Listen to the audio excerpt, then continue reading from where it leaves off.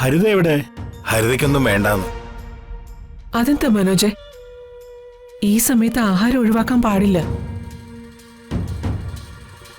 ഹരിതയ്ക്കായിട്ടല്ലേ വന്ദന പ്രത്യേകം കറികളൊക്കെ ഉണ്ടാക്കി വെച്ചിരിക്കുന്നത്.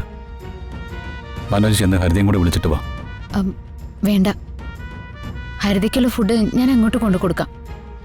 വേണ്ട, ഹരിതയ്ക്ക് ആഹാരം വേണ്ടെന്നല്ലേ പറഞ്ഞത്. മനോജെ, നീ ഹരിതയുടെ ഭർത്താവാണെങ്കിൽ വന്ദന ഏട്ടത്തിയാ, അതുകൊണ്ട് തടയണ്ട. ജഗൻ പറഞ്ഞ ശരിയാ.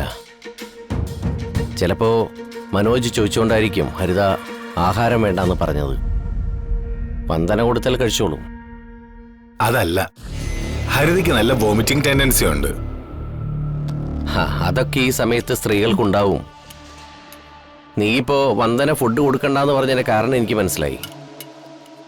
അന്ന് സംഭവിച്ചതുപോലെ കുഞ്ഞിന്റെ ജീവന് അപകടമാവോന്ന് ഭയന്നിട്ടല്ലേ? അതിന് നിന്നെ കുറ്റപ്പെടുത്താനൊന്നും പറ്റില്ല. കാര്യം ഓരോ അനുഭവങ്ങളാണല്ലോ ഓരോരോ പാഠങ്ങളും. പ്രകാശ, നിന്റെ നാവ് വെച്ച് നിനക്കൊന്ന് അടങ്ങിയിരുന്നൂടെ? പ്രകാശേട്ടൻ പറഞ്ഞതിൽ ഒരു തെറ്റുമില്ല. എന്റെ ഭാര്യയുടെ കുഞ്ഞിനെയും കാര്യത്തിൽ എനിക്ക് ഉത്കണ്ഠയുണ്ട്. മതി, ഇത് അന്നമാണ്. ഇതിന്റെ മുന്നിലെങ്കിലും ഒരു ബഹുമാനം വേണം.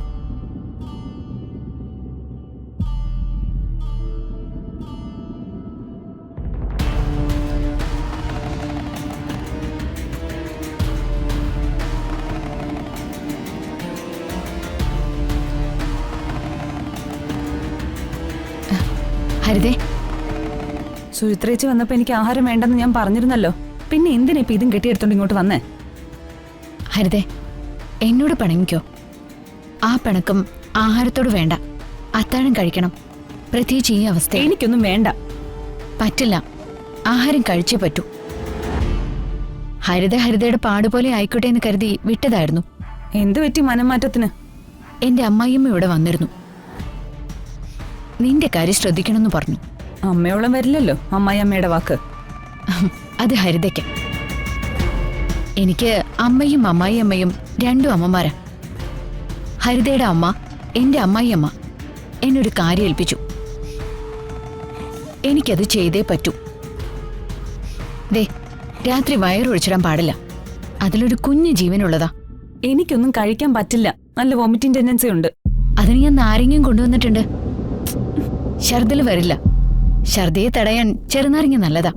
എനിക്കൊന്നും വേണ്ടെന്ന് പറഞ്ഞില്ലേ? ഹരിതേ, ഞാൻ പറഞ്ഞു ഈ സമയത്ത് അത്താഴം ഒഴിവാക്കാൻ പാടില്ലാന്ന്. വെറുതെ വാശി പിടിക്കരുത്. കുഞ്ഞിന്റെ വളർച്ചയ്ക്ക് ഫുഡ് ആവശ്യമാ. പക്ഷെ നിങ്ങൾ തരുന്ന ഈ ഫുഡ് എന്റെ കുഞ്ഞിനെ കൊന്നാലോ?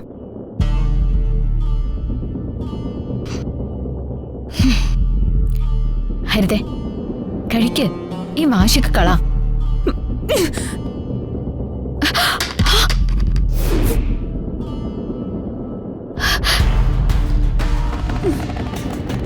ഇറങ്ങി പൊക്കോണം എന്റെ മുന്നിന്ന്. പറഞ്ഞത് കേട്ടില്ലേ?